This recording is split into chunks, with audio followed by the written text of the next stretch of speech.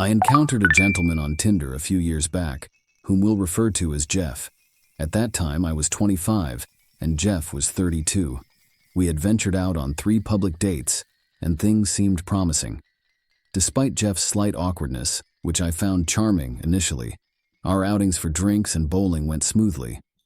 Eventually, he extended an invitation to his place for dinner. I was aware he had a roommate, as our conversations had touched upon it.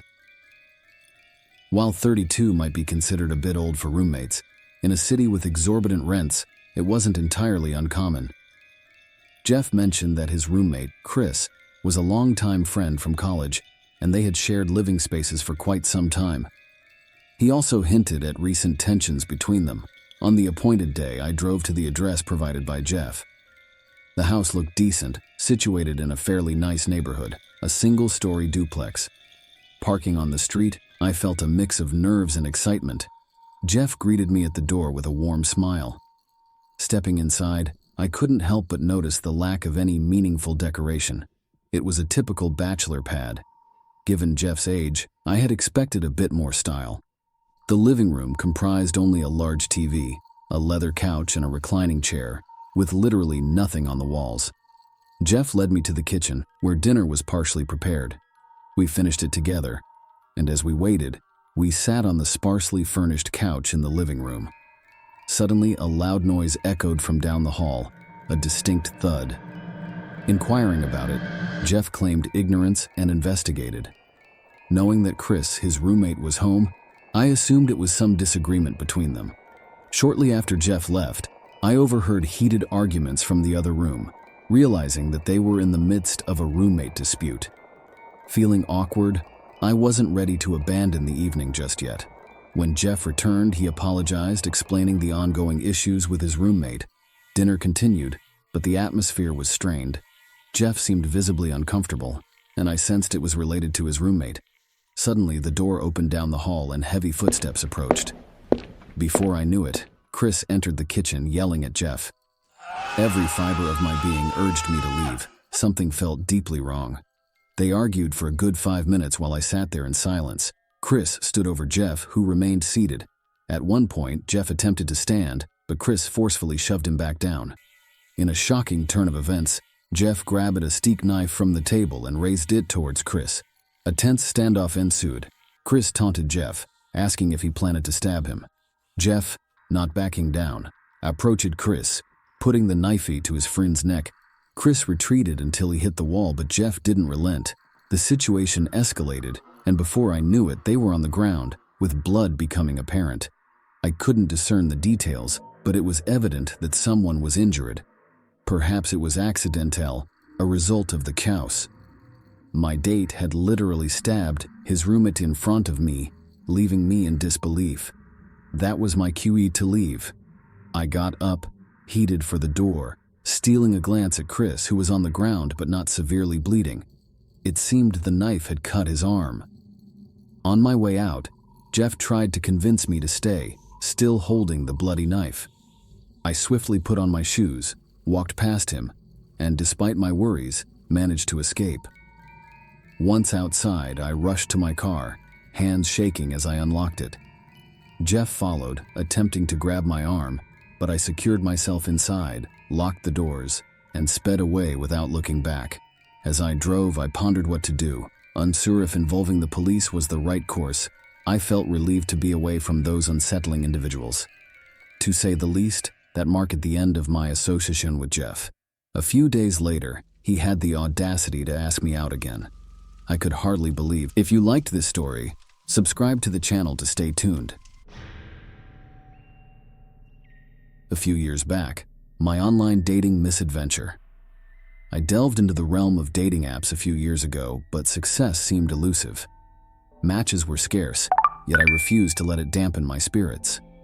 Dating wasn't my top priority during that period, so I was content with the occasional date. Over the last 6 months, my dating experiences had been few and far between. Then, one day, I matched with a girl named Amanda on Tinder. She possessed a fantastic sense of humor, and after a few days of chatting, we decided to meet for coffee on the weekend. Amanda suggested a local spot and proposed a leisurely walk in the park afterward. While unfamiliar with the area, a quick Google search revealed it was not the most appealing place in the city. The East End had a reputation for being rough, although efforts were underway to revitalize the neighborhood with some newer buildings. Despite the less-than-ideal location, I agreed because my primary interest was getting to know Amanda. Throughout the week, we exchanged messages, building anticipation for our weekend rendezvous. As the weekend arrived, a mix of excitement and nervousness engulfed me. I wasn't a frequent dater, and nerves were par for the course. Arriving slightly early, I ordered a coffee and secured a table outside on the large patio. From there, I had a clear view as Amanda approached right on time. In person, she was just as beautiful as she appeared online. It was late for a coffee date, around 8 p.m., and the cafe was on the verge of closing. Undeterred by the approaching darkness, we decided to extend the evening with a walk in the park, as Amanda had suggested. As we strolled, a sense of unease crept over me. This part of town wasn't where you wanted to be after dark. Despite my reservations, I chose to tough it out, not wanting to appear weak. Surprisingly, the park was enchanting at night, with street lamps illuminating the paths. Contrary to my expectations, the city had invested in its appearance. Engaging in conversation, we encountered a few other people near the park's entrance. However, as we ventured further, the paved path turned to gravel and the lighting became scarcer. I began to feel uneasy, considering turning back. I suggested to Amanda that we head in the opposite direction, but she insisted on continuing to explore the park's far end, where the trees awaited. Reluctantly, I succumbed to peer pressure. The less crowded path revealed a forested area to the right and an open field to the left. The last lamppost was at least 100 feet behind us. Nearly reaching the farthest end of the park, two hooded figures emerged seemingly out of thin air. One of them brandished a knife, demanding our money and phones. His voice, low and eerie, seemed deliberately disguised. The shock hit me like a punch to the gut. I had never experienced a mugging before. Instinctively, my first concern was protecting Amanda. I urged her to stay calm, assuring her that we would comply. Trying to steady my hand, I reached for my wallet and handed it over along with my phone. Amanda did the same. The muggers swiftly grabbed our belongings and vanished into the night as quickly as they had appeared. For a few moments, Amanda and I stood there speechless. I was on the verge of tears, my hands shaking uncontrollably, and I couldn't stand still. The experience had been nothing short of terrifying. Turning to Amanda, I was astonished at how composed she seemed. At that moment, I thought she was just exceptionally tough. Desiring to call the police, I realized both of our phones were gone. We needed to seek help. Hastening back to the closed cafe, we found a convenience store next door and asked them to call the police on our behalf. When the police arrived, Amanda explained the ordeal while I struggled to regain composure. Experiencing such a threat with a knife was a scenario I wasn't prepared for, despite seeing it in movies. The police seemed sympathetic, but not overly optimistic about catching the muggers. They had acted swiftly, and their faces remained concealed. By midnight, the police drove us home and I was feeling somewhat calmer. It was then that I opened the Tinder app on my laptop. I occasionally used the website. I considered the long shot of finding Amanda since her phone was stolen too. To my surprise, I noticed she had already unmatched me. Confusion set in for a few minutes. I was puzzled that she even had access to her account, considering her phone was stolen. Moreover, we had just shared a mugging experience together. While the date leading up to the robbery wasn't remarkable, I expected her to stay in touch. As I replayed the evening in my mind, suspicions began to emerge. It occurred to me that Amanda might have been in on the robbery from the beginning. She suggested the meeting spot, insisted on venturing deeper into the park, and appeared oddly relaxed afterward. To this day, I'm uncertain if she orchestrated the setup, but certain signs make me ponder that possibility. Despite my doubts, I refrained from alerting the police to my suspicions. It might sound like I've been donning a tinfoil hat, but I couldn't shake the uncertainty. A few months later, I unexpectedly encountered Amanda on a different dating app.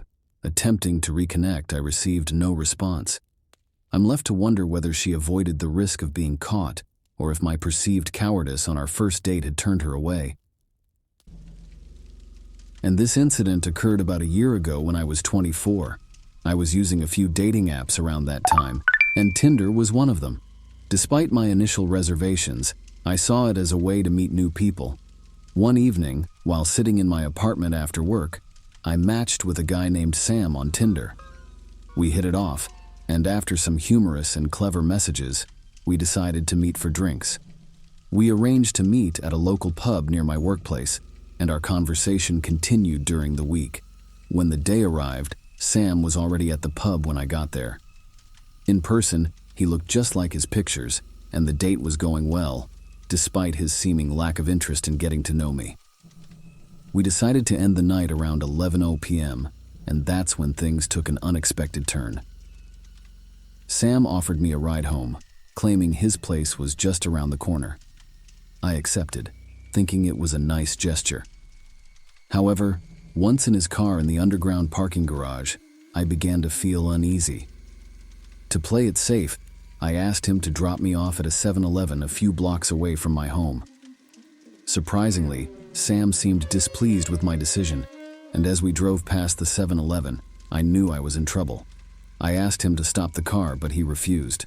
Feeling trapped, I decided to call for help.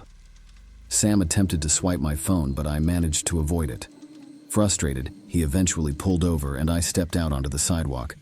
Sam tried to apologize, but I ran home as soon as he drove away. I reported the incident to the police,